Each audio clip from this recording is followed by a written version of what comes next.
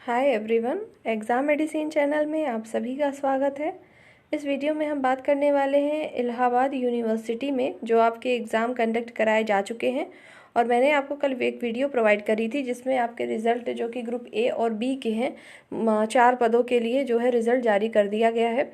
उसके इंटरव्यू की डेट आई है और एक उसमें पोस्ट थी जिसमें आपको स्किल टेस्ट देना है। जिन भी कैंडिडेट्स का क्वालिफाई हो गया है वो अपने सेकेंड स्टेप की तैयारी में लगे भी होंगे और आप सबको इसी में कुछ इन्फॉर्मेशन देना है। चाहे वो आप किसी भी पद के लिए फॉर्म भरे हो और उनका रिजल्ट अभी आया हो या ना आया हो, वो सभी लोग इस वीडियो को देख सकते हैं। ये सभी के लिए यूज़फुल होगी। देखिए, मैं आपको एक बात बताना चाहूँगी कि आपने देखा होगा जब ये रिज़ल्ट आया है तो इसमें जो सीनियर नर्सिंग की जो पद है उसमें आपने देखा होगा स्किल टेस्ट करा रहे हैं।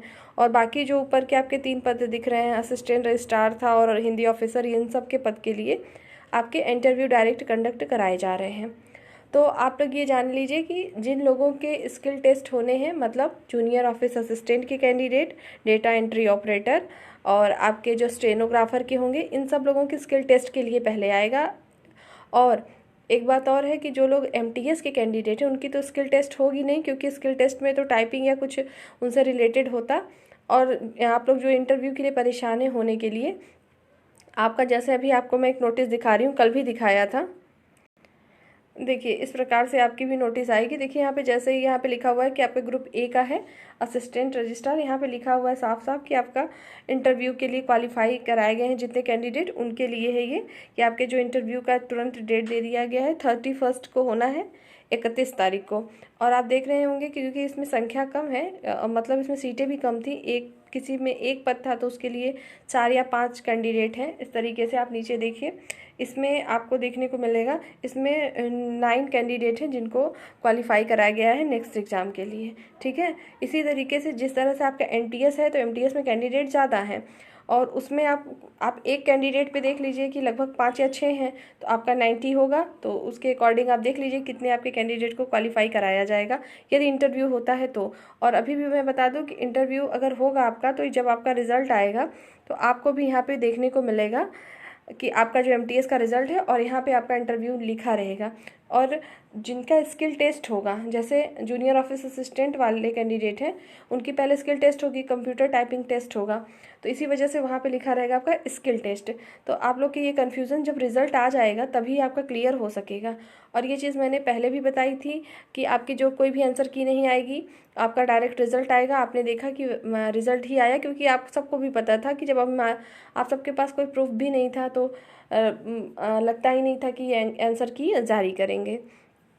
इस वीडियो में हम बात करेंगे कुछ बेसिक चीज़ों की इंटरव्यू से रिलेटेड, जो कि आप सभी कैंडिडेट्स को पता होनी चाहिए। जिनके एग्ज़ाम है भी 31 को, उन सब लोगों को तो, और अभी से आप लोग तैयारी भी शायद कर चुके भी होंगे। देख लीजिए, आप लोग को पहली बात तो अपने सारे डॉक्यूमेंट्स सब कुछ एक फ़ाइल में अच्छे से लेके जाना है, सब कुछ करना है। और आप सब लोगों को एक आपका रिज्यूम या डेटा, जो बायोडेटा होता है, रिज्यूमे बनवा लेना है अच्छे से। और उसमें एक चीज़ और आप लोग ध्यान रखिएगा, कुछ कैंडिडेट ऐसे होते हैं जैसे कि उनकी कुछ गैपिंग होती है एजुकेशन क्वालिफिकेशन में। जैसे आपने ग्रेजुएशन किया, अगर सपोज़ करिए आपने पीजी किया है, तो आपका हो सकता है किसी कारण से आपने 1 साल बाद किया हो, ठीक है, या आपने जैसे इंटर किया। कुछ लोग ऐसे होते हैं कि ग्रेजुएशन कहीं एंट्रेंस की तैयारी कर रहे हैं, नहीं निकला अगर उनका, तो उनमें गैपिंग होती है। तो ये सारी चीज़ों को आप अपना एकदम फिक्स रखिएगा कि आपको क्या आंसर रखना है, ऐसा क्या चीज़ है। इन सब के लिए सिर्फ आप प्रिपेयर अपने से खुद हो सकते हैं, इसके लिए कोई आपको नहीं बता सकता, क्योंकि ये जानकारी आपको अपने बारे में खुद होगी, ना ही मुझे होगी, ना ही किसी और को होगी। तो आप लोग जो भी आपके क्वालिफ़िकेशन होंगे, जो भी आपके एक्सपीरियंस होंगे, आपने कितने वर्षों का गैपिंग किया है या नहीं भी है तो अच्छी बात है, यदि है तो उसके लिए आपने उतने टाइम पीरियड में क्या किया था, ये सारी चीज़ें आपको पता होंगी। और आपको उसी सब चीज़ों पे अच्छे से चीज़ें एकदम अच्छे से तैयार रखनी है कि मुझे अगर ये क्वेश्चन आता है तो मुझे क्या चीज़ें आपको रिप्लाई देना है। आइए हम लोग कुछ बेसिक चीज़ों को और समझते हैं।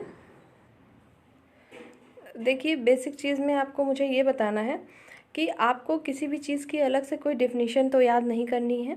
देखिए, ये एग्जांपल के तौर पे मैंने यहाँ पे ले रखा है असिस्टेंट रजिस्ट्रार के लिए नॉन टीचिंग पद जो आपकी थी। देखिए, आप जिस भी पद के लिए जाएंगे इंटरव्यू देने के लिए, सपोज़ करिए इन लोगों का तो इंटरव्यू है अगर आपका एमटीएस के बाद इंटरव्यू हो रहा है तो आप जिस पद के लिए जा रहे हैं उसकी आपको नॉलेज होनी चाहिए कि आप किस लिए जा रहे हैं, आपका वहाँ वर्क क्या होगा। ये चीज़ें बेसिक हैं कि आप टीचर हैं, आपको पता ही नहीं है कि आप करने क्या आए हैं।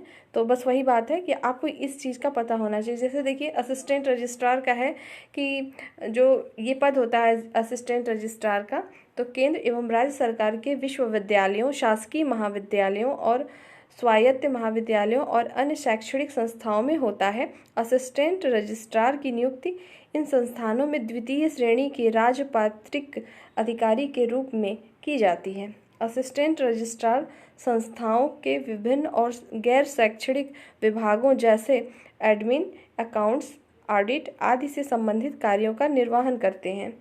उनका कार्य क्या है वो चीज़ें पता होनी चाहिए। ठीक है, जैसे आप जिस पद के लिए फॉर्म फिल किए हैं, अगर आप क्वालिफाई हो गए, आप वहाँ पे किस लिए जा रहे हैं, ये सारी चीज़ें पता होनी चाहिए। अगला है आपका कि असिस्टेंट रजिस्ट्रार का कार्य होता है कि वह संस्थान के गैर शैक्षणिक प्रशासनिक कार्यों की देखरेख करे और अपने सहकर्मियों के माध्यम से यथा समय समग्रता से पूरा कराए। असिस्टेंट रजिस्ट्रार बनने के लिए आवश्यक स्किल में से जरूरी है कि आपके पास प्रशासनिक गुण, निर्देशन की क्षमता और अत्यधिक काम के दबाव में धैर्य के साथ काम करने में निपुण होना चाहिए। देखिए मैंने जिस तरह से आपको ये चीज़ बताई कि जो असिस्टेंट रजिस्ट्रार होते हैं उसके अंदर क्या क्वालिटी होनी चाहिए और वो किस लिए होते हैं, उनका कार्य क्या होता है, तो एक सिंपल सी चीज़ थी, आपको ये पता होना चाहिए। जैसे आपने यहाँ नीचे देखा कि उसके पास धैर्य होना चाहिए, ये सब आपको वहाँ पे जाकर डिफिनीशन नहीं बतानी है कि आपके अंदर ये चीज़ होनी चाहिए।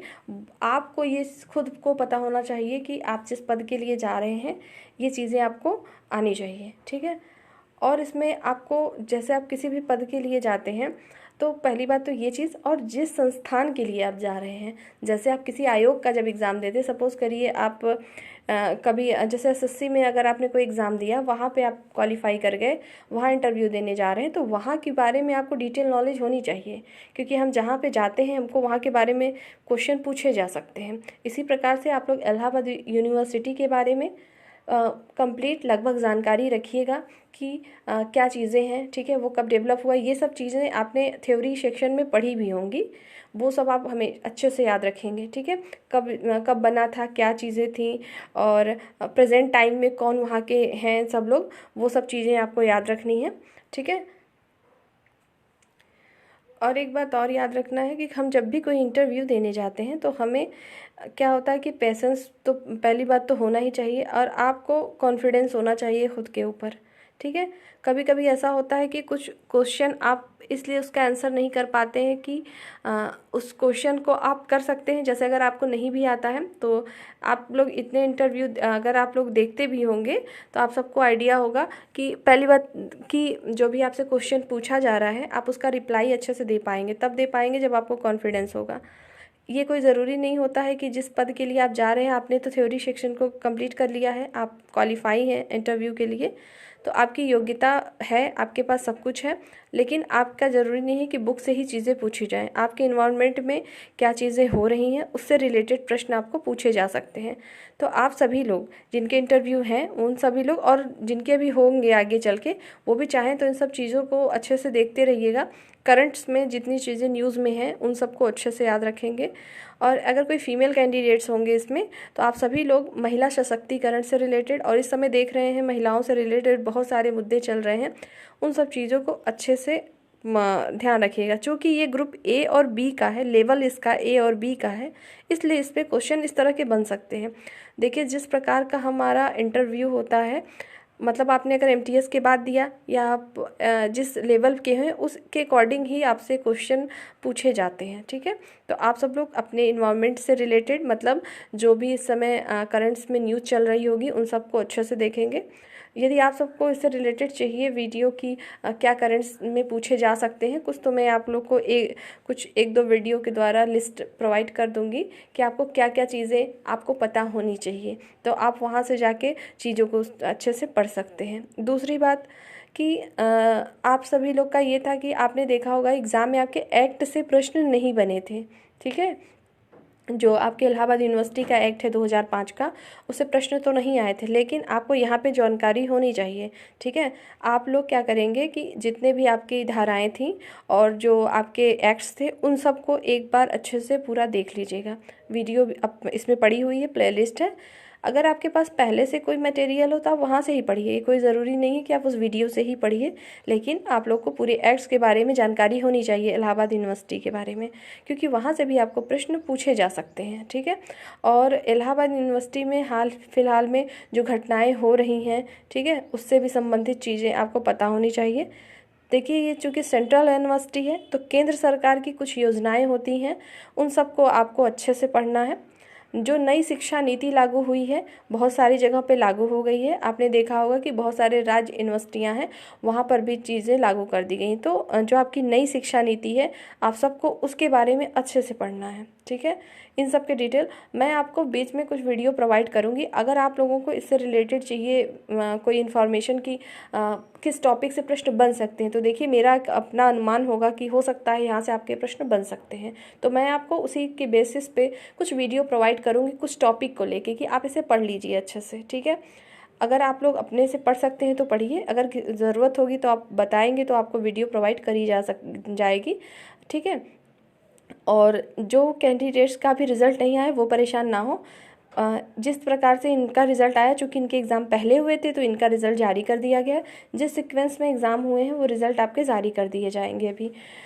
और एक बात और है कि जैसा कि कुछ कमेंट्स आए थे कि कब जारी करेंगे, तो ये तो मुझे भी नहीं पता है कि आपका कब आ जाएगा रिज़ल्ट। मतलब आप वेट करिए, मार्च तक मैंने बोला था आपको कि इसकी उम्मीद है कि मार्च तक आ जाए। अभी आपके एग्ज़ाम भी बाकी हैं, तो हो सकता है पहले एग्ज़ाम भी होने लगे बीच में। तो जिन कैंडिडेट के एग्ज़ाम नहीं हुए हैं वो लोग भी अपनी तैयारी अच्छे से स्टार्ट कर दीजिए, क्योंकि इसके एग्ज़ाम भी अभी कंडक्ट कराने बाकी हैं, तो एग्ज़ाम आपके होंगे। ठीक है, और देखिए, जैसा मैंने बताया अभी आपको कि कुछ कॉमन क्वेश्चन पे आपको याद रखना है। पहली बात तो आप लोग सब लोग अपने ओरिजिनल मार्कशीट, सर्टिफिकेट सबकी फ़ोटोकॉपी अच्छे से रख के सब कुछ लेके तब जाएंगे। और आप लोग को यूनिफॉर्म के बारे में नहीं बताना है, आप सब लोग ग्रेजुएशन लेवल के बाद ही दे रहे हैं एग्ज़ाम, तो सब कुछ ये सब आपको कॉमन चीज़ें पता होनी चाहिए कि आपके ड्रेसिंग सेंस क्या होनी चाहिए, सब कुछ। ठीक है, ये सब चीज़ें कॉमन है। हाँ, आपको घबराना नहीं है। और रही बात लैंग्वेज की, मैं बात करूँगी कि आपको वहाँ इंटरव्यू किस लैंग्वेज में देना है। आप लोगों ने जो फॉर्म फिल किया होगा, चाहे आपने जूनियर ऑफिस असिस्टेंट का किया हो या MTS का, आप देखेंगे अपना डिटेल्स निकाल लीजिएगा पेपर का। नहीं भी होगा तो आपको इंटरनेट से, मतलब आप फिर से रजिस्ट्रेशन नंबर डाल के फॉर्म का डिटेल निकाल सकते हैं। वहाँ देखेंगे आपको पूछा गया था लैंग्वेज नॉलेज के बारे में, कि आपको इंग्लिश और हिंदी को दोनों दिया था कि आप क्या कर सकते हैं, रीड, राइट, स्पोकन, ऐसे था। तो आपने जिस पे ऑप्शन में करा होगा, आपको इंटरव्यू में उससे कोई मैटर नहीं करेगा, मेरे ख्याल से कोई दिक्कत नहीं आएगी। यदि आप हिंदी में कंफर्ट होंगे तो आप वहाँ अच्छे से बता दीजिएगा। ठीक है, जैसा आपको लगे जिसमें आप इंटरव्यू देना चाहते हैं। ठीक है, तो आप लैंग्वेज के लिए ना परेशान हो कि हमें इंग्लिश में ही देना, आप लगे इंग्लिश याद करने। जो कैंडिडेट्स जैसे यूपी बोर्ड्स के होते हैं तो उनको थोड़ी दिक्कत आती है। ठीक है, पढ़ना और समझना अलग मैटर है, लेकिन बोलने में प्रॉब्लम आती है, तो ऐसा कुछ भी नहीं होगा। आप वहाँ पे इजी बता सकते हैं कि नहीं, आपको आपकी मीडियम हिंदी रही है और आप हिंदी में ही आप इंटरव्यू देना जो है प्रीफर करेंगे। ठीक है, और कुछ चीज़ों को आप अच्छे से याद रखेंगे। आप जब अपनी रिज्यूम बनाएंगे या कहीं से भी बनवाएंगे, जो भी हॉबीज़ जो लिखते हैं, ऐसी चीज़ों को ही इंक्लूड करिएगा जो आप खुद कर सके। ठीक है, मतलब आपको उससे भी क्वेश्चन पूछे जा सकते हैं तुरंत। ठीक है, बहुत सारे इंटरव्यू तो ऐसे होते हैं कि आपके सिर्फ जो आपके रिज्यूम तैयार होते हैं, मतलब बायोडाटा जो आप रहता है उनके समक्ष, सब कुछ आपके डिटेल, उसी से ही सारे क्वेश्चन हो जाते हैं। ठीक है, मतलब आपने जो भी फिल किया है आपको उसके बारे में भी अपने नॉलेज होनी चाहिए। ठीक है, कि आपने हॉबी तो लिख दिया लेकिन आप वो चीज़ कर नहीं सकते हैं, तो ऐसा ना हो कि बस आपने लिखा हो और आपको ना पता हो। ठीक, हॉबी सबकी अपनी होती है। अगर आपने कह दिया मुझे बुक रीडिंग पसंद है, लिखा है आपने, तो आपको लेटेस्ट बुक क्या है, कैसे है, तो शौक़ के लिए नहीं लिखना है कि बस लिख दिया है और आपको ना पता हो। तो ऐसी कोई भी इन्फॉर्मेशन उस पेपर में, डॉक्यूमेंट्स में ना हो। ठीक है, तो आप सब लोग अपने से ये सब जो बेसिक चीज़ें हैं इसको प्रिपेयर रखिएगा। और कुछ चीज़ें ऐसी हैं कि आपको खुद से समझना होगा और अपने अनुभव से इस चीज़ को सोचना होगा। अगर आपसे डायरेक्ट पूछ लिया जाए कि जो आप मान लीजिए अभी आपका असिस्टेंट जो रजिस्ट्रार का पद है, पूछ लिया जाए कि आप ये इसी कवर क्यों करना चाहते हैं, आप इसमें क्यों आना चाहते हैं, या उन्होंने आपसे ये पूछा कि हम आपको क्यों रखें उस पद पे, तो आपको एकदम अच्छे से इसका आंसर देने के लिए एकदम प्रिपेयर होना चाहिए। ठीक है, तो कुछ क्वेश्चन कॉमन है, ये सबको ध्यान रखेंगे। और जो मैंने जैसा कि आपको बताया है, कुछ चीज़ों को आपको किसी चीज़ की डिफिनीशन ऐसे नहीं रट लेनी है, वो कोई आपसे डिफिनीशन नहीं पूछी जाती है। ठीक है, लेकिन चूंकि एजुकेशन डिपार्टमेंट है, आप इलाहाबाद यूनिवर्सिटी के में जा रहे हैं, वहाँ की डिटेल्स आपको पता होनी चाहिए। एजुकेशन से रिलेटेड जो अभियान चलाए जा रहे होंगे उन सबको आपको पता होना चाहिए। और स्टेट गवर्नमेंट और सेंट्रल गवर्नमेंट दोनों की जो योजनाएं हैं अच्छे से पढ़ लीजिएगा। आपको कुछ चीज़ें मैं खुद प्रोवाइड करा दूंगी और आप लोग अपने स्तर से भी पढ़ाई करते रहिए। और किसी की क्वेरी होगी तो आप कमेंट सेक्शन में पूछ सकते हैं। ठीक है, और एक वीडियो के द्वारा आपको सारे आपके कमेंट्स जो भी डाउट होंगे उसको क्लियर करा जाएगा, और उससे संबंधित कोई भी न्यू अपडेट आएगी तो आपको बता दिया जाएगा।